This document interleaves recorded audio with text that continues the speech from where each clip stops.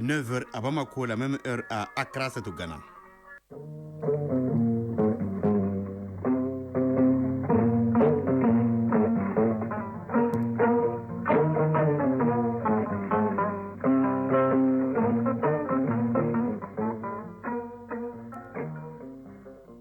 Le journal, Mohamed Diarra.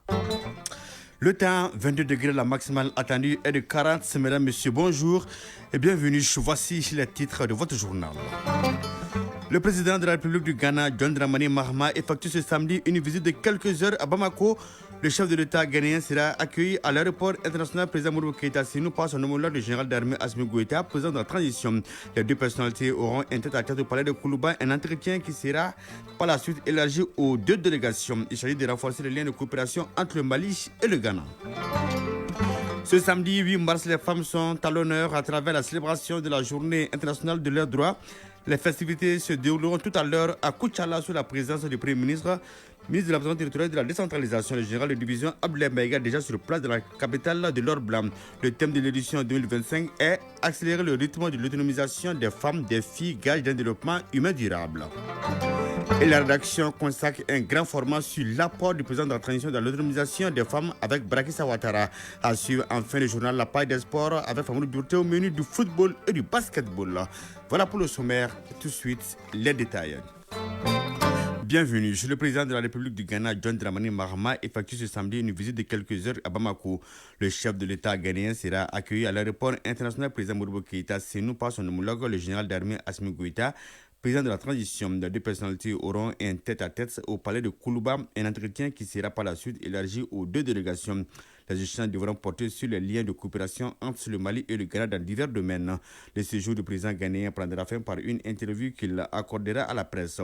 Âgé de 66 ans, John Dramani Mahama a été réélu à la tête du Ghana le 7 janvier dernier. On se rappelle, juste quelques jours après son investiture, le Premier ministre, le général de division Abdoulaye Maïga, s'est rendu à Ghana pour lui transmettre les félicitations du président de la transition, le général d'armée Assimi Goïta. Ce samedi 8 mars, les femmes sont à l'honneur. Il s'agit bien de la célébration de la Journée internationale des droits des femmes. Les festivités se dérouleront tout à l'heure à Koutchala sous la présidence du Premier ministre, ministre de l'Aménagement territorial et de la décentralisation, le général de division Abdoulaye Maïga, déjà sur place de la capitale de l'or blanc. À l'occasion de cette journée, le ministre de la promotion de la femme, de l'enfant et de la famille fait des précisions sur la 31e édition au Mali. La communauté internationale la magnifie sous le thème pour toutes les femmes et filles, droit, égalité et autonomisation. Quel est alors le thème choisi par le Mali? La réponse dans la synthèse du discours du ministre avec Awa Adama Koulibaly. Les femmes, en l'occurrence celles du Mali, vont de nouveau faire entendre leur voix et redéfinir leur rôle et place dans le développement du pays. Diarra Djeneba Sanogo, ministre de la promotion de la femme, de l'enfant et de la famille. À l'instar de la communauté internationale, le Mali célèbre la Journée internationale de la femme. Cette journée donne l'occasion aux femmes du monde entier de faire l'état des progrès de la condition de la femme et d'identifier les axes d'intervention pour son amélioration. En lien avec le thème international, notre pays a retenu le thème suivant: accélérer le rythme de l'autonomisation des femmes et des filles, gage d'un développement humain durable. L'édition 2025 de la célébration du 8 mars sera lancée officiellement dans la capitale de l'or blanc. Le choix de la région de Koutiala marque le début de la concrétisation d'une vision du chef de l'État. Cette célébration s'inscrit dans la vision de son Excellence, le général d'armée Assimi Goïta, président de la transition, chef de l'État, qui place les femmes, qu'elles soient rurales, urbaines, instruites ou non instruites. Le choix de Koutiala et progressivement dans les autres régions démontre la volonté de nos plus hautes autorités d'être au plus près des populations, surtout celles vivant en milieu rural. À noter que cette célébration coïncide avec le 30e anniversaire de la déclaration et du programme d'action de Beijing sur l'égalité des sexes et l'autonomisation des femmes et des filles. Oui, l'une des priorités de la transition, c'est bien l'autonomisation des femmes. C'est pourquoi le chef de l'État, le général d'armée Assimi Goïta, ne ménage aucun effort pour apporter son soutien aux femmes quand il le faut. Au rang des initiatives, l'aménagement de 250 forages communautaires au profit des femmes et jeunes du Mali. Le démarrage de projets qui prévoit l'aménagement de 40 hectares dédiés aux femmes pour des activités maraîchères. L'octroi de 4 ambulances médicalisées dans 4 communes demandées ou encore l'octroi d'équipements et de semences aux femmes maraîchères victimes d'inondations. À travers ces actions du président de la transition, le thème de cette année prend tout son sens, à savoir accélérer le rythme de l'autonomisation des femmes et des filles, gage d'un développement humain durable. Un dossier réalisé par Barakissa Ouattara. Clé de voûte de la société, tant en milieu rural qu'urbain, les femmes se positionnent peu à peu au cœur de la transition. Le facilitateur n'est autre que le président de la transition, le général d'armée Assimi Goïta. La preuve, rien qu'à Djouila, la transformation agroalimentaire, le maraîchage et la saponification ont connu une ascension fulgurante ces dernières années grâce aux efforts du gouvernement. Fanta Diarra, présidente des femmes rurales de Djouila. Dans la région de Djouila, les femmes gèrent environ 300 jardins grâce au soutien des autorités maliennes et nous leur en sommes reconnaissantes. Nous transformons des produits comme le néré, le bissap en nectar et en jus. Une avancée rendue possible grâce aux chercheurs. Conscient que l'autonomisation des femmes passe également par la formation, le gouvernement, à travers le FAFPA, Fonds d'appui à la formation professionnelle et à l'apprentissage, a initié les femmes de Mopti à certaines activités génératrices de revenus. Les femmes déplacées de la région n'ont pas été oubliées. Touré Agaïchatou Maïga, présidente de l'Union des femmes battantes à Mopti. Nous avons bénéficié de l'aide du gouvernement à travers le FAFPA. Notre réseau est constitué de plusieurs associations, dont les femmes maraîchères. Il nous a formés sur la technique des maraîchages pendant 10 jours, 5 jours consacrés à la théorie et 5 jours consacrés à la pratique. Kanté Fatoumata Dit Koro Kassé, femme leader à Mopti. Avec l'insécurité qui règne dans la région de Mopti, les déplacés, qu'on appelle les PDI, le gouvernement a fait de son mieux. Ils ont eu des appuis. Ces appuis, parmi tant d'autres, prouvent une fois de plus l'engagement des autorités de la transition à faire de la femme un pilier indispensable dans le développement du pays. C'est pourquoi d'ailleurs le chef de l'État n'a pas hésité à consacrer une partie de ses œuvres sociales à l'épanouissement et à l'autonomisation de la femme. Il a ordonné l'aménagement de 250 fourrages communautaires au profit des groupements de femmes et de jeunes au Mali. Diarra Djeneba Sanogo, ministre de la promotion de la femme, de l'enfant et de la famille. Le démarrage du projet Démoro Cadre, ce projet qui prévoit 40 hectares dédiés aux femmes pour des activités de maraîchage. On parle d'un projet qui prend en compte les besoins spécifiques des femmes maraîchères dans toute la chaîne de valeur. Ainsi, les femmes seront accompagnées depuis la production jusqu'à la transformation et à la commercialisation, à travers, bien sûr, l'octroi des magasins de conservation, du stockage, des équipements adéquats pour la culture et la transformation des produits, des intrants agricoles qui concernent les engrais organiques et les semences bio. On peut dire que le bilan de l'autonomisation des femmes est reluisant. Le nombre élevé de femmes admises au concours d'entrée à l'École nationale d'administration atteste cela, une première dans l'histoire du concours d'entrée à l'ENA. Un pas important à mettre à l'actif du président de la transition.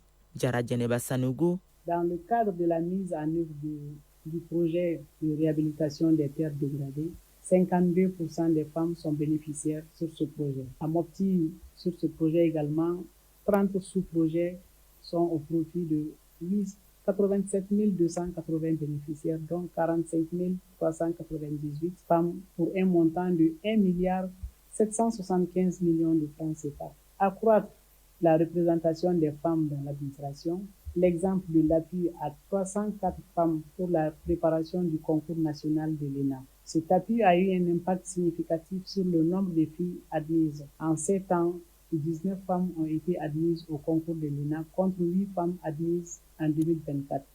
En donnant un coup de pouce aux femmes, le président de la transition donne un sens à la thématique de l'année 2025, à savoir accélérer les rythmes de l'autonomisation des femmes et les filles, gage d'un développement humain et durable. Oui, bonne fête donc à toutes les femmes, surtout celles de l'ORTM qui mouillent le maillot au quotidien. Le ministre de la Santé et du Développement social a officiellement lancé hier une campagne nationale de dépistage gratuite. Elle vise à sensibiliser la population et à encourager la prévention des maladies graves telles que le diabète et l'hypertension artérielle. Cet événement s'est tenu donc au centre de santé de référence de Lafiabougou, en commune 4 du district de Bamako. L'initiative entre dans le cadre de la 2e édition du Songalo Solidarity. On fait le point avec Maïmouna Guindo avec la voix de Sokona Kamisoko. Dans l'enceinte du centre de santé de référence de Lafiabougou, en commune 4 du district de Bamako, un grand nombre de personnes se sont rassemblées. Certains sont venus d'eux-mêmes, d'autres sur les recommandations de leurs médecins. Mais tous partagent la même motivation, prendre soin de leur santé. Safiatou Berti, patiente. Mieux vaut prévenir que guérir. Si je le fais aujourd'hui et que j'apprends que j'ai le diabète ou la tension, la prise en charge se fera à temps, car il est toujours important de savoir son état de santé. Le mois de Ramadan ne se limite pas seulement qu'à la distribution de vivres et de non-vivres. Et c'est pourquoi Songalo Solidarité a rajouté une corde à son arc à travers le coup d'envoi d'une vaste campagne nationale de dépistage gratuit de diabète et d'hypertension artérielle. Une nouvelle façon de détecter précocement les deux pathologies dites silencieuses. Colonel Assaba Diallo Touré, ministre de la Santé et du Développement social. Songalo Solidarité est l'estime que le général Assimi Goïta a envers ses compatriotes, les Maliens, sur toute l'étendue du territoire. Nous, en tant que ministère de la Santé et du Développement social, le dépistage et les conseils sur certaines maladies en fait partie. Et à partir d'aujourd'hui, sur tout le territoire national, jusqu'à la fin du mois de Carême, et de Ramadan pour les musulmans, il y aura des consultations gratuites dans nos centres de santé. Cette opération nationale ambitionne de toucher des milliers de personnes à travers le pays. L'accès au dépistage, déjà, ça a été dit, ça a été médiatisé. Nous travaillons beaucoup avec les collectivités, avec les collectifs des femmes, à tous ces endroits, avec les jeunes. Et ça va aller de bouche en bouche comme ça et les gens viendront. Certaines maladies chroniques ainsi que les maladies cardiovasculaires sont particulièrement à surveiller durant le jeûne. Un diagnostic précoce permet de mieux soigner et dans certains cas, sauver des vies. Abdul Razakou Diko, médecin-chef du centre de santé de référence de la commune 4 du district de Bamako. Les gens, ils ont les maladies mais ils ne savent pas. Ils vont gêner, c'est en ce moment avec les complications qui viendront dans les structures de santé et nous allons découvrir. Donc avec cette action gouvernementale et plus précisément cette stratégie du ministère de la Santé qui consiste à dépister ces pathologies-là, je pense que nous allons fortement contribuer à améliorer la santé des populations. Sur place, de nombreux citoyens ont déjà profité des premières consultations. Des tests de glycémie, d'hypertension artérielle et des bilans seront proposés gratuitement. Le ministre en charge de la Santé appelle la population à participer activement à cette campagne de détection des maladies de Songalo Solidarité. Nous parlons toujours santé avec le lancement officiel à Kay du laboratoire de recherche et développement de l'hôpital Fousseni Ndao. L'objectif est d'améliorer la qualité des soins et renforcer la recherche appliquée en santé publique. On fait le point avec Kabadiara. Ce laboratoire de recherche-développement de l'hôpital Alfred Ndao de Kay vient ainsi répondre à un besoin essentiel, à savoir mieux comprendre les maladies, affiner ses méthodes de diagnostic et développer des solutions adaptées aux réalités locales, aider l'hôpital à améliorer les indicateurs du contrat actuel de performance, entre autres. Dr Semou Diarra, directeur général de l'hôpital Alfred Ndao de Kay. L'ouverture de ce laboratoire de recherche et développement n'est pas le fruit du hasard. Elle est le résultat d'une volonté forte partagée par les autorités sanitaires ainsi que l'ensemble du personnel de l'hôpital. Nous aurons désormais la capacité de mener des études épidémiologiques approfondies sur les pathologies qui touchent notre population. Optimiser les protocoles de diagnostic et de traitement afin d'améliorer la prise en charge des patients. Former et accompagner les professionnels de santé en leur offrant un cadre scientifique, dynamique et innovant. Établir les collaborations avec d'autres institutions de recherche. Général de brigade Moussa Soumaré, gouverneur de la région de Kay. L'hôpital Fousseni Ndao de Kay, avec aujourd'hui 10 maîtres de recherche, 10 chargés de recherche et 4 attachés de recherche, joue un rôle central dans l'offre de soins et la recherche dans la région de Kay. Avec la mise en place de ce laboratoire, il renforce non seulement sa capacité diagnostique et analytique, mais devient également un centre de référence en matière de recherche médicale. L'ouverture du bloc opératoire de la maternité, une visite du laboratoire biomédical dont les capacités ont été renforcées, couvrant à ce jour plus de 98% de la demande, le lancement de Sarali au guichet de l'hôpital ont constitué les temps forts de cette cérémonie de lancement officiel du laboratoire de recherche-développement de l'hôpital Alfred Ndao de Kai. Kai, Kabadjara Lassana Sissoko pour l'ORTM. À présent, ce communiqué, le ministre des Transports et des Infrastructures et le ministre de l'Économie et des Finances informent l'opinion publique des mesures prises par le gouvernement de la République du Mali pour préserver le réseau routier des graves dommages causés par les véhicules gros porteurs hors gabarit et hors normes circulant en surcharge sur les routes, en partance ou en provenance des ports maritimes où transite le fret généré par les importations et les exportations. La circulation de ces véhicules entraîne en effet la dégradation précoce du réseau routier national dont la conception a été faite en fonction des caractéristiques des matériaux de construction routière. Le Conseil des ministres a informé à sa session du 12 février 2025 des dégâts dus à la surcharge des véhicules hors normes et hors gabarit, a validé l'interdiction de la circulation des 10 véhicules sur le réseau routier national. Conformément au cadre de coopération dans l'espace communautaire, les ministres chargés des transports des pays de la sous-région ont été invités à informer leurs transporteurs et chargeurs de la mise en application prochaine de la réglementation susvisée qui est conforme au règlement numéro 14 de l'UEMOA. Le ministre des Transports et des Infrastructures et le ministre de l'Économie et des Finances engagent les services techniques compétents des deux départements concernés à prendre toutes les dispositions pour l'exécution des mesures arrêtées. 9h16.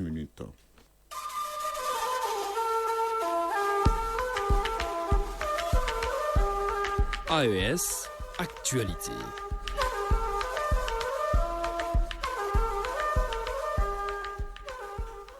La Bibliothèque nationale du Burkina aura bientôt un nouveau visage. Elle vient de bénéficier d'un soutien de l'ambassade du Japon grâce à l'association Littérature sans frontières.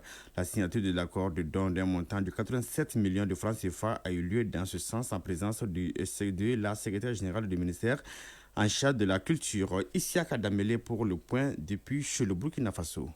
Le don de l'ambassade du Japon à l'association Littérature sans frontières pour le compte de la Bibliothèque nationale est estimé à 87 millions de francs CFA. Il va servir à la construction d'un espace de lecture pour renforcer l'environnement des lettrés de la ville de Ouagadougou et du Burkina Faso en général, selon le secrétaire général du ministère en charge de la culture, Fidel Tamini. Nous nous réjouissons de la signature de ce contrat qui va permettre de mettre à la disposition du ministère en charge de la culture un certain nombre d'infrastructures au sein de la Bibliothèque nationale qui vont faciliter l'accès à la connaissance à nos concitoyens.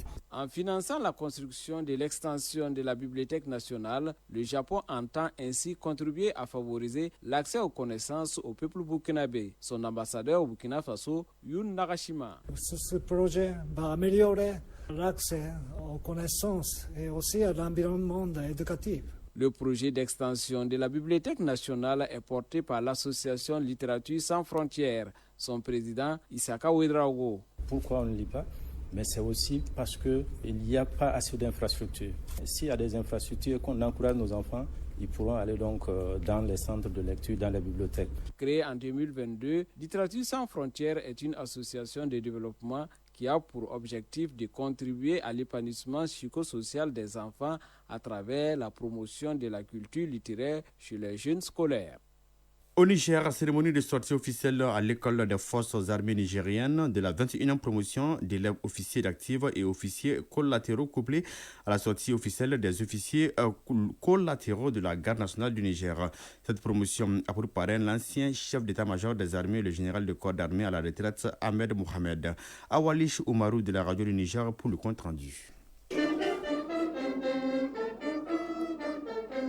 La présente cérémonie marque la consécration de la 21e promotion d'élèves officiers d'actifs baptisés chef de bataillon Omar Tahirou dit Papa. Elle est parrainée sous le nom du général de corps d'armée à la retraite Ahmed Mohamed. Cette cérémonie est couplée à la sortie officielle de la 11e promotion d'élèves officiers collatéraux de la garde nationale. À cette occasion, le commandant de l'EFOFAN, colonel Mohamed Moussa Guedel, a renouvelé sa confiance et réitéré ses encouragements au cadre pour la formation des récipiendaires. 178 élèves officiers d'actifs, dont 12 féminins.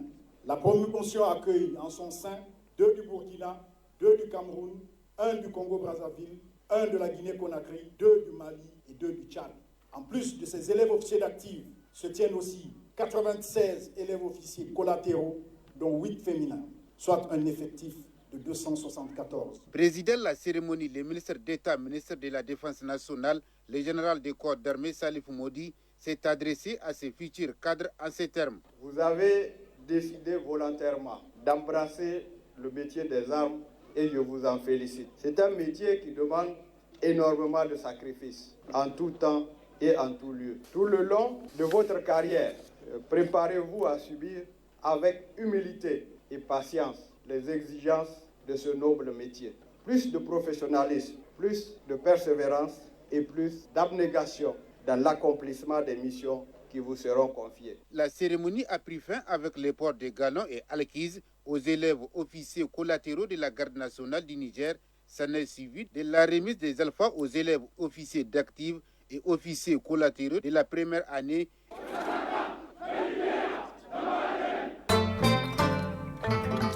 Au Sénégal, la France a commencé à restituer depuis hier plusieurs installations utilisées par l'armée française.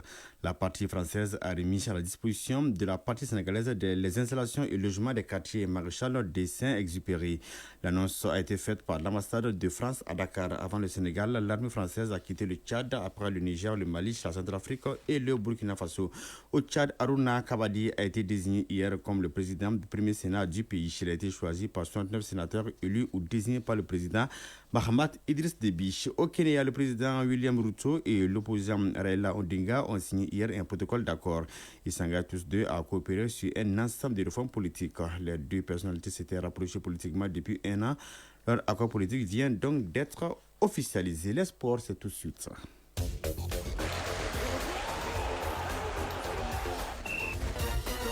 La phase retour de la Ligue 1 professionnelle de football commence ce samedi. Au terme de la première partie, c'est le Djoliba AC, le Stade malien de Bamako et l'USFAS qui sont en tête.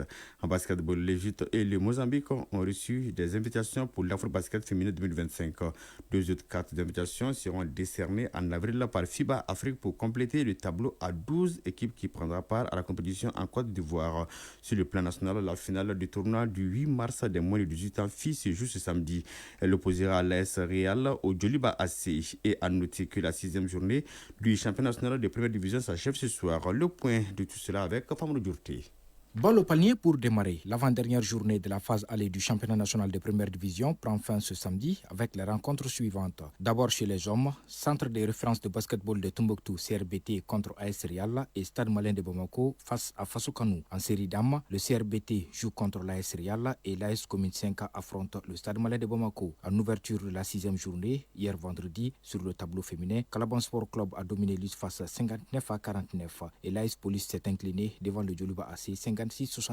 Chez les messieurs, l'USFAS a gagné de justesse face au centre Mamoutoukane CMK 65-66. Le duel entre l'AS Police et Atar Club de Kidal a tourné à l'avantage des policiers par 72-57. Notons qu'avant la 6e journée, le trio de tête chez les dames comprenait l'USFAS, l'AS Police et le Stade malien de Bamako, tandis que chez les messieurs, l'AS Police, le CRBT et le Stade malien de Bamako composaient le podium. Toujours en basketball, la finale du tournoi du 8 mars U18 filles organisée par la commission féminine de la Fédération malienne de basketball se joue ce samedi. Elle met aux prises l'AS Real et le Djoliba AC sur le terrain de 15 Ambougou. Le Real et le Djoliba ont éliminé respectivement en demi-finale le Stade malien de Bamako et l'équipe de 15 Ambougou par 46-33 et 38-8. Démarré depuis le 15 février dernier avec 12 équipes venant des districts 1, 2, 3 et 4 de Bamako, ce tournoi met non seulement en avant le talent des jeunes basketteuses, mais il célèbre également la Journée internationale des droits des femmes, rappelant l'importance de l'égalité dans le sport. Sur le continent, l'Égypte et le Mozambique sont invités à la grande fête du basketball féminin africain. En effet, l'Égypte et le Mozambique ont reçu leur wildcard ou carte d'invitation pour l'Afro-Basket féminin 2025. Les wildcards pour l'Afro-Basket féminin 2025, attribués par la FIBA Afrique, permettent à des équipes qui n'ont pas obtenu une qualification directe via les éliminatoires de participer à la phase finale du tournoi. Dans ce cas précis, l'Égypte et le Mozambique ont été sélectionnés pour recevoir ces invitations spéciales portant à 10 le nombre d'équipes confirmées pour la compétition qui se tiendra du 25 juillet au 3 août 2025 à Abidjan en Côte d'Ivoire. L'Égypte a décroché sa wildcard après avoir terminé deuxième des qualifications de la zone 5 qui se sont déroulées au Caire en février 2025. De son côté, le Mozambique a obtenu sa place suite à une série aller-retour très disputée contre l'Angola, joué à Luanda les 3 et 4 février 2025. Bien que les Mozambicaines aient perdu sur un score cumulé serré de 109 à 108, leur performance a convaincu la FIBA Africa de leur accorder une wild card. Les 10 équipes qualifiées jusqu'à présent sont la Côte d'Ivoire, pays hôte, le Nigeria, champion 2023, le Sénégal, finaliste 2023, le Mali, médaillé de bronze 2023, le Rwanda, 4e en 2023, le Cameroun, éliminatoire de la zone 4, l'Ouganda, éliminatoire de la zone 5, l'Angola, éliminatoire de la zone 6, l'Égypte, wildcard et le Mozambique, wildcard. Selon FIBA Africa, 2 autres wildcards seront confirmés en avril pour compléter le tableau à 12 nations. Football à présent, la phase retour de la première édition du championnat national professionnel de Ligue 1 du Mali débute ce samedi. Le programme prévoit 4 rencontres. À Kati, au stade Salif Keita Domingo, le FC Diarra, 11e au classement avec 11 points, accueille l'AS Bakarijan de Baraouli, 9e avec 14 points. À Bougouni, au stade Moussa Diakité UTA, l'US Bougouni, 10e, 12 points, reçoit le leader, le Djoluba AC, 31 points. À Bamako, au stade Mamadou Konaté, les Étoiles du Mandé, dernier de la classe avec 9 points, offrent leur hospitalité aux académiciens d'Afrique Football Elite qui occupent la 6e place avec 20 points. Ces 3 matchs débuteront en même temps, 16h30 temps universel. La dernière affiche du jour mettra aux prises à 18h45 au stade Mamadou Konaté, l'US Bougouba 5e 21 points et Binga FC 8e 15 points. La 14e journée prend fin demain dimanche avec les oppositions suivantes: Stade Malien de Bamako AS Police, USFAS contre AS Real et 11 créateurs AS Co.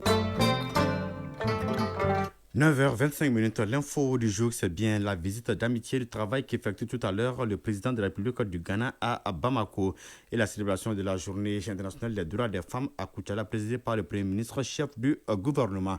C'est la fin de ce journal présenté par Mohamed Diarra avec le concours de Alma Ouattara à la mise en œuvre. Coordination éditoriale Ousmane Daou, réalisation Adam Maïga, la mise en ligne est assurée par Badji Touré. Passez d'excellents moments en compagnie du programme de Radio Mali. Au revoir et bonne fête à toutes les femmes.